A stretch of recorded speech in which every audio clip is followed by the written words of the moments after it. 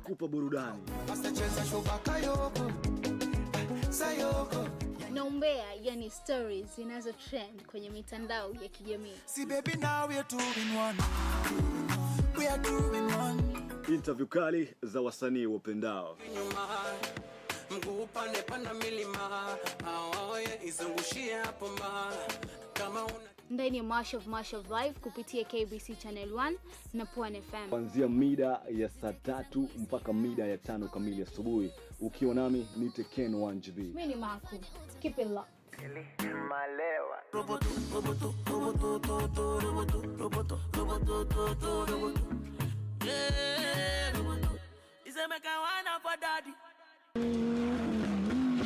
The greatest rally in the world is back in Kenya. Catch all the action of WRC Safari Rally live and exclusive on KBC Channel 1 from 24th to 27th June. See the world's best drivers navigate their machines on Kenya's rough terrain at breakneck speeds. Experience the thrills, adrenaline, drama and excitement as man and machine do battle.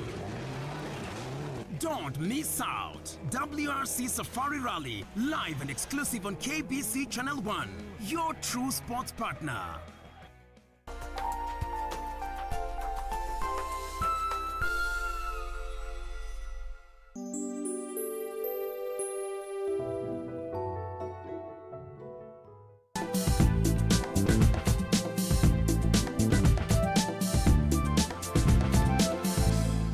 Kenya is a country that is under construction literally. From byways and highways to mega dams, the country is developing at a very fast pace. According to the Ministry of Roads and Infrastructure, the total investment in roads alone is about 3.5 trillion Kenya shillings. That is for the last 10 to 12 years. And more is on the way coming. This week on Inside Government, we are talking to the Kenya National Highways Authority about some of the projects they are undertaking and when they are expected to come into the pipeline. Thank you so very much indeed for finding time to be with us. I mean, we are on top of one of the most prominent projects in this country, that is Nairobi Expressway. As Kenya National Highways Authority, this is definitely your baby project. What other projects are underway like this one? Oh yeah, there are many projects that we have. Beside this, when you reach James Gichoro, there is one that is starting from James Gichoro to Rironi, to link it up to Rironi. Then we are picking it up from Rironi to Nakuru out to Mau Summit as a dual carriageway, meaning that people living to the west, it's going to be easy from Nairobi. On this other side, from the eastern side, we're also doing a road from the turnoff to Kitengera all the way to the junction of Machakos. And that certainly brings about ease of movement within this built-up area. You know, one might imagine that it's only, you know, the big cities where this kind of development projects, you know, are being concentrated on. Do you have other areas where you would say there are mega roads projects that are under Kenya that are coming up? They're there. You know, we, for example, let me start with Coast. In Coast, we have several projects because we have like the one which starts from Mombasa to Jomfu, which is about to be finished. I think recently or now you can see a lot of work coming up at Jangamwe. And then we are taking it all the way to Mariakani. That is one project. Then we have the road that is meant to actually bridge between the island and Southland. Whatever you call Mombasa MPAD, Mombasa Area Development Program. And the first section is done all the way from Miritini to the port. And then we are now linking that road to South Coast, so that then going to Tanzania through Runga is going to be easy. Just last week, we were with His Excellency the President, and we commissioned one road, the one that starts from Gariseni to Lamu. That serves as a good entry to Lamu. And again, at the same time, we also started another one, the Little Upset, which is starting now from Lamu through Ijara to Garissa. So that is the eastern side, and I'm not talking about the Kibwezi, Kitui, all the way to Mwingi, which is already ongoing and is at very high progress.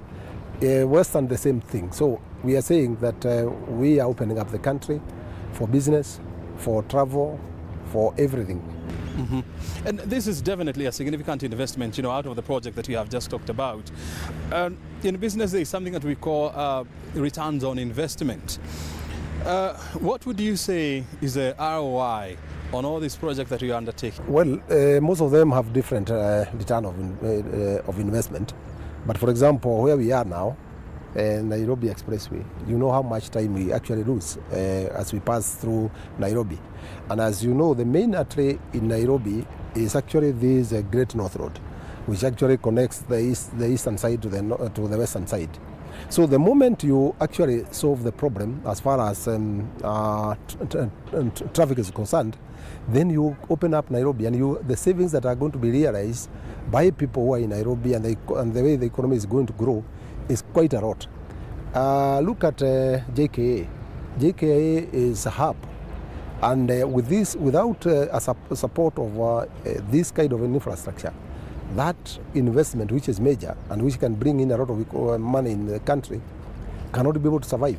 So there's a lot that this project is going to bring about, because each one of us will save, because it doesn't matter whether you go up on the road or you'll be down there, because it means as people move up to utilize the expressway, then less vehicles are left down there, and therefore movement is going to be east. There will be less pressure, on Mombasa Road, which is just down here where you are. The construction of this highway has somehow disrupted the Mombasa Road as we used to know it. And one question that is coming up is, once this road is fully constructed and open to public, what will Mombasa Road look like? Well, Mombasa Road will be more or less the same way you see it. However, we are also bringing in the one lane for bus rapid transit system. And that, of course, now brings about even much more efficiency, because many people will actually have to leave their vehicles at home and be able to travel through the road using the buses. So that is what you see. You see, immediately after this, there will be lanes of buses, one on either side of this expressway. That is Dove 1, is it? Yeah, it's called Dove. The line 1. Yeah, line 1 is called Dove. And that certainly will also bring about efficiency in terms of the way people travel along this road. So that is what it will be. And beside that, we're also going to provide for walkways. We're also going to provide for cycle lanes, street lighting. So it's going to be a very magnificent road even down there, because I know, and you have seen, that there is a lot of pouring of water that is happening now, and that actually undermines the pavement. So we're going to come and do a lot of rehabilitation to ensure that at least the road down there and up here more or less is going to be the same. Yes. Is Mombasa Road going to be reconstructed?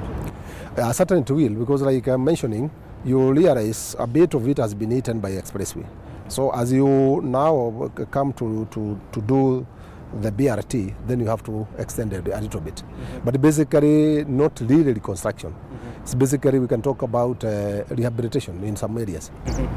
How much do you plan to spend on the rehabilitation of Mombasa, the old Mombasa? Okay, I think of it as BRT. We are talking about bringing in BRT, which will cost us in the range of 15 billion shillings. Together with the rehabilitation that we require. Beside that rehabilitation, if you look at some junctions, they are still not serving as well, like State Cabanas, like this junction of Enterprise Road. So we also need to improve all those. And again, even going back to Mororongo, there's some interchange that we require to put. So when all that is combined with the BRT and the movement of the road, to ensure that at least it has 3 lanes and 3 lanes on the other side, that's it. Is this going to be from the Exchequer, or how will it be funded? No, that will come from Exchequer. As you know, BRT, even on line 2, the Thika to Nairobi, is also being done by exchequer, by our own resources. So even this one will be done by our own resources. But government, if they will have a window to borrow, they can still borrow and do the what So you're saying that what is remaining. from around October, November there, we expect to see the contractor being on site, working on the BRT line as well as the rehabilitation of Mombasa Road. Correct. And the reason why we have synchronized it that way, we actually don't want to have people suffer twice. We want, as this one is getting shape, and most of the holding is being removed. You see, there's a lot of holding that is actually holding on this work. Then we bring in the other contractor, so that come the time we actually we are using the expressway, even the other side will be okay. So we are talking about completing almost at the same time, May to June next year. When you look at Thika Road, I mean, some places it has even 8 lanes. The length of it is about how many kilometers? 45? All the way up to? Yeah, about 50. About 50 kilometers. Yeah, you know, it was constructed at about 32.7 billion shillings. On the other hand, you have the expressway, which is 17.8 kilometers, you know, at a cost of 67 billion shillings. Can you help people understand why the huge discrepancies in terms of cost for the two projects? Yeah, I think two things. That was done from 2009 to 2012. That's almost over 10 years ago. There's a bit of inflation, that is one. The other bit of it is that when you look at this one, we are talking about almost 9 kilometers, which is elevated. Beside that, there are going to be toll plazas. There's going to be interchanges, several interchanges. We are talking about 10 interchanges. And that brings about the cost that we are talking about. So that basically it, that yes, that was done some time back when the shilling was a bit stronger than it is today, and the inflation is not as much, was not as much then. But then also the fact that we are doing an elevated road, almost half of it is elevated. You know, the budget allocation from the road levy fund, you're talking about 22 billion shillings to Kenya for the year 2020-2021. And the question that is coming now is, you know, with all the projects that are currently underway or ongoing, I mean, how are you managing to finance this project with this small kind of allocation from the exchequer? I think, let me clarify. We have two sources, or three sources of resources. One of it being fuel levy, and that's what you mentioned as 22. Yeah. However, we also have development, which is being financed by government of Kenya, and we also have development partners, the various development partners. So much of what you see as new construction is actually coming from development partners as well as development fund. But now the 22 billion you talked about is mainly to maintain the existing infrastructure. For now, we are talking about having 21,200 kilometers of network, which is ADAS. And and we can actually tell you that there is no kilometer that is under Kenya that you cannot pass through. Even where out of the 21,000. Yeah, even where we have not been able to tarmac, and they are talking about a gravel road or another road, you still can be able to pass it, because we have been able to provide drainage structures where people can cross. We have also been able to gravel where people can easily get stuck. So that is opening up a huge number of kilometers.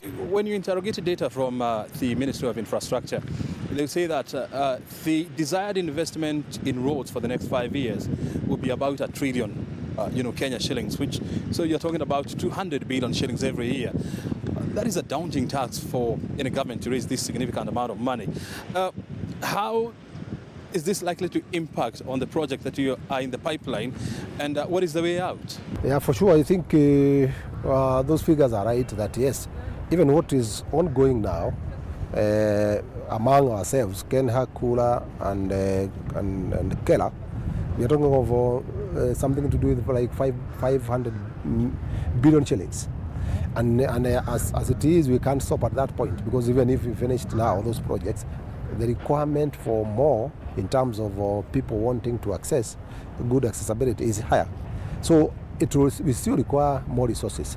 What we are doing, I think, and especially in Kenya, is that we're also looking at private resources, that people out there, they have resources which they can bring in transport sector, and which can actually bring about transformation.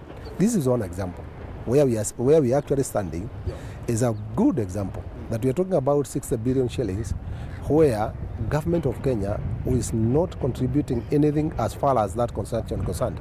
The only contribution is right of way, that is getting land and also getting the services to be moved so that the work can proceed. So you can see what it means. And then, as I mentioned, from Rironi all the way to Mau Summit, we are talking about 160 billion shillings dual carriageway, and it includes also the section to Maimahio up to Naivasha, another 58 kilometers. So in total it's 233 kilometers. Again, we have private sector coming in to support. So through PPP. So in fact, if you now added even the two, you can see the kind of money you're talking about. So it's possible to get that trillion, as long as people now think outside the box, so that they can also be able to tap the resources that are with the private sector. Yes. Well, you're watching Inside Government, and we are coming to you from Mombasa Road. This is actually the Nairobi expressway, which is under construction, and according to government estimates, this infrastructure is supposed to be ready by around December this year. And the discussion we are having here is how to expand, the road infrastructure in this country. And we are talking to Kenya National Highways Authority Director General Engineer Peter Mondinia. According to the Ministry of Infrastructure, there are about 9,800 kilometers of road that is under construction at a cost of 685 billion shillings. How much of this is under Kenya? Out of that, I think we have 2,000 kilometers at a cost of about 200 billion. The rest is, most of it is with Kera, because they're doing low volume sea loads across the country. Which are cheaper? They're cheaper, but the kilometers are more in terms of what they are supposed to produce within this time. It's proper to argue that you're operating in an environment whereby the resources are much more fewer than the project that you would want to implement or undertake. How does this impede on your faster rollout of key projects like the one that we are on top on? Yeah, certainly, as you know, resources are never enough. What matters most is privatization. You must prioritize what you need to do. And that's the reason why you find this project that we are talking about has been on our tables for the last 20 years. The very time we are doing a thicker road is the time that we wanted to do this. And you remember at some time we were working with World Bank. We were to do Nairobi motorway. Whatever you're calling Nairobi expressway used to be called Nairobi motorway. But then resources, as I said, it takes time to really come, to be available so that such projects can be realized.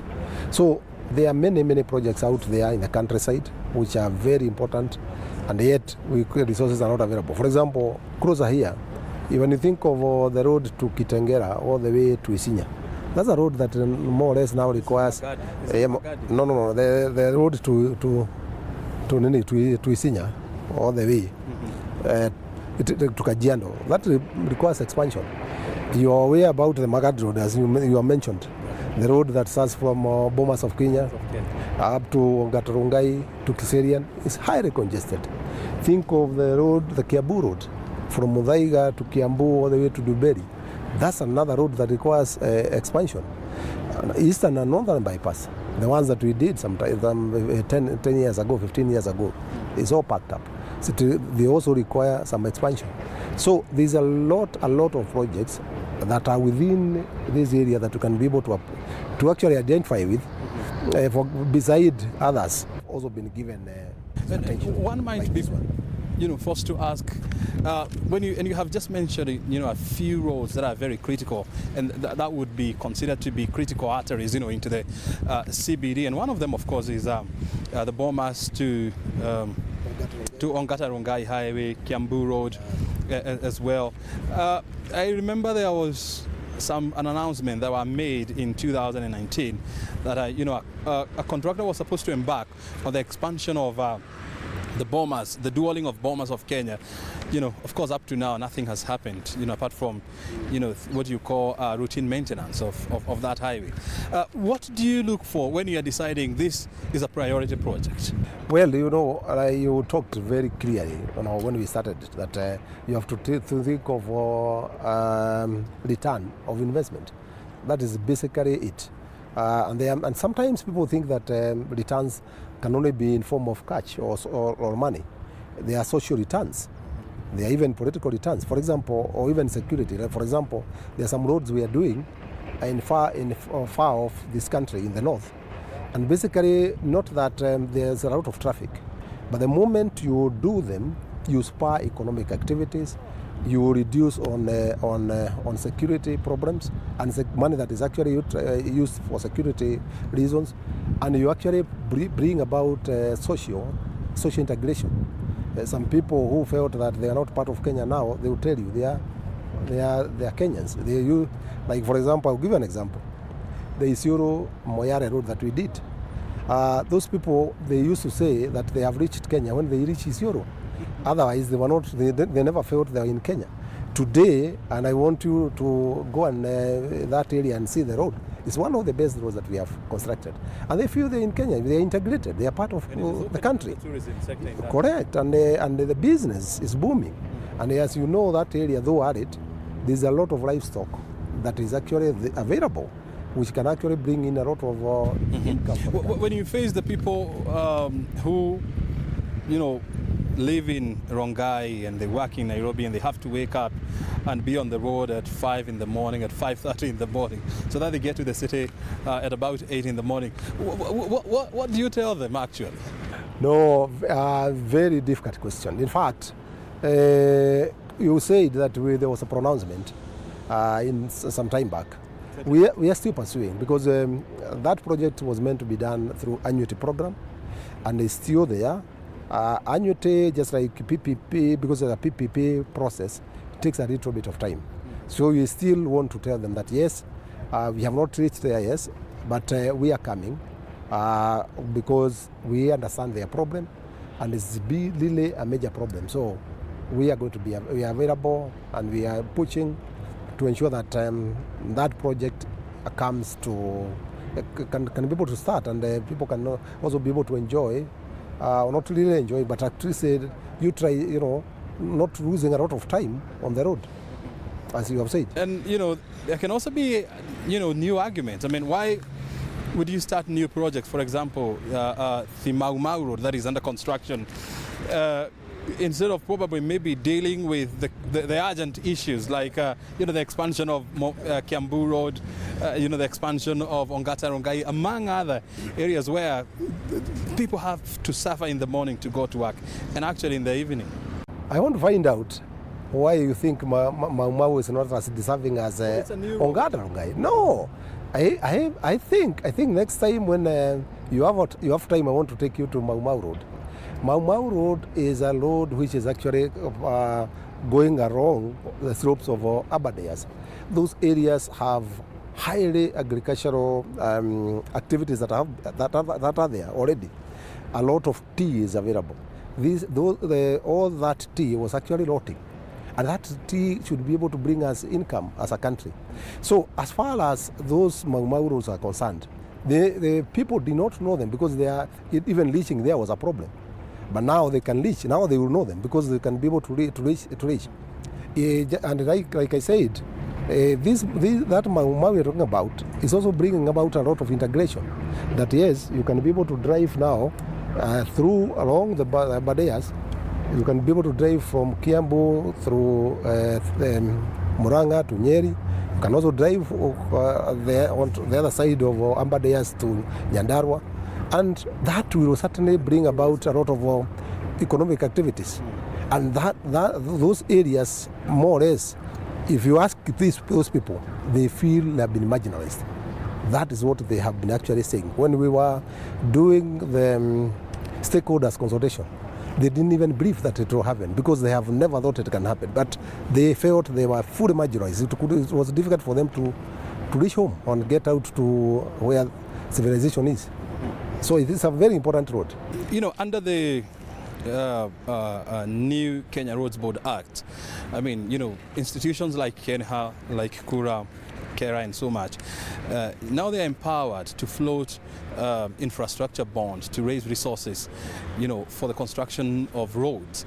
Are you thinking about pursuing that avenue as to now? Well, I think it will be we shall pursue, but the most important point is, how do you pay? Borrowing is okay, yes, you can say you can borrow, but then you must think about how do you pay. And that's the reason why now you're saying, if you're talking about a load that you can toll, then you can be able to borrow, do the road, utilize the tolls that are going to be realized and pay. Like we are now talking about Nairobi, Nakuru, Mau Summit.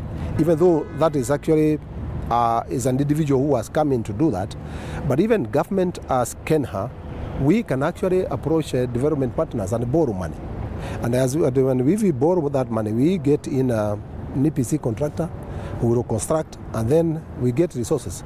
And most important now is that National Treasury has established what we are calling National Toll Fund, meaning that even if now we were to get resources and do a road, then that National Toll Fund is where that resources money is going to go.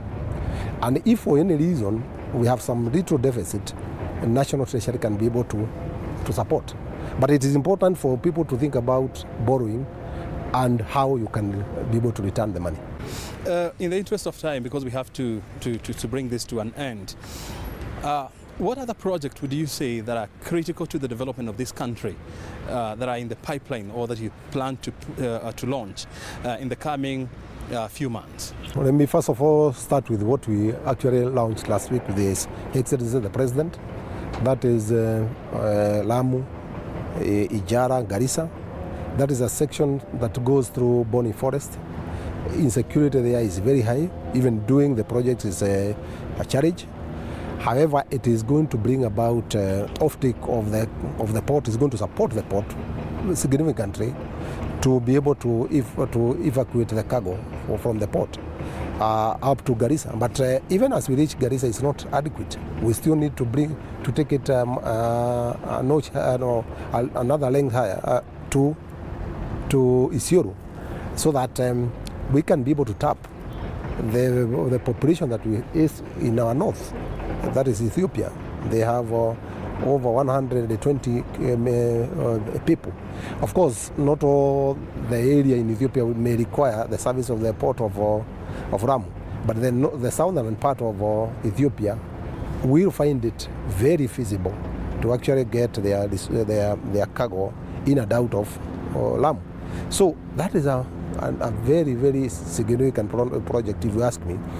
And then we're also doing this one, which is now starting from Isiolo, going to Modogach, to Wajir, all the way to Mandera. Equally a very important road, because again we are opening the north. And as I said, the resources that we have been able to realize when we did the Isiolo Moyale, we are going to replicate a similar kind of gains. Those areas are going to open up. We are going to tap resources now from there, and there are many.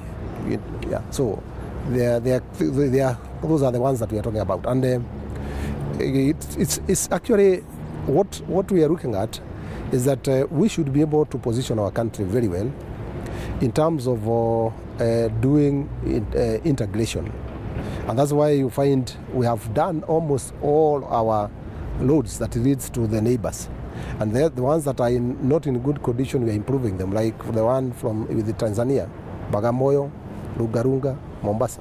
We are doing that. And we want to do a very major bridge at Mombasa, what we call Mombasa Gate Bridge. That again will open up the entire coastline in terms of the fact that people can be able to move very easily from Irad to South Coast. Good.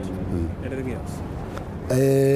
I think what is important is that we are happy with the way Kenyans have been able to support us, and especially on this project that we are doing here. We know it has been a big challenge, especially on traffic signal up, and people are spending a lot of time on this road.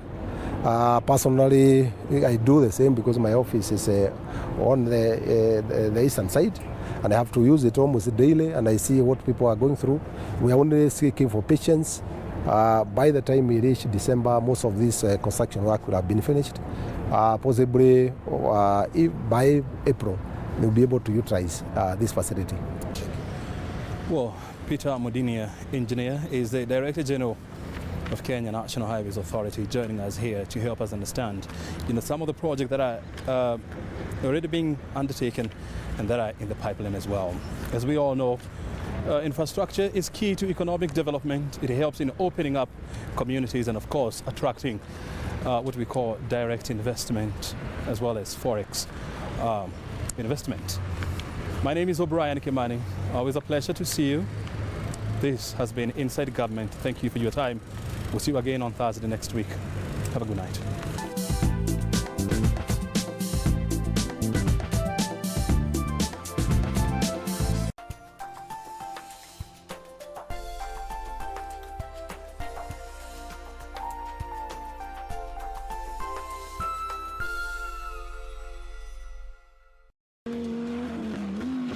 The greatest rally in the world is back in Kenya. Catch all the action of WRC Safari Rally live and exclusive on KBC Channel 1 from 24th to 27th June. See the world's best drivers navigate their machines on Kenya's rough terrain at breakneck speeds. Experience the thrills, adrenaline, drama and excitement as man and machine do battle. Don't miss out. WRC Safari Rally, live and exclusive on KBC Channel 1, your true sports partner.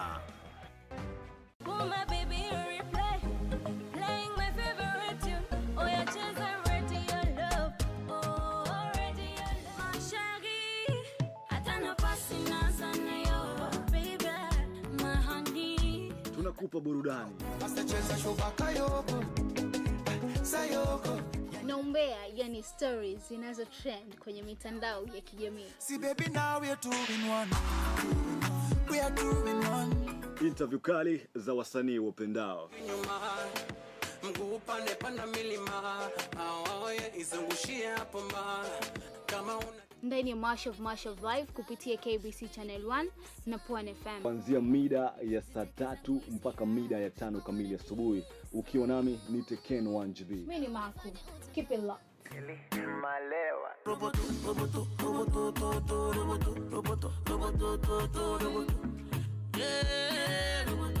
Iseme kawana for daddy.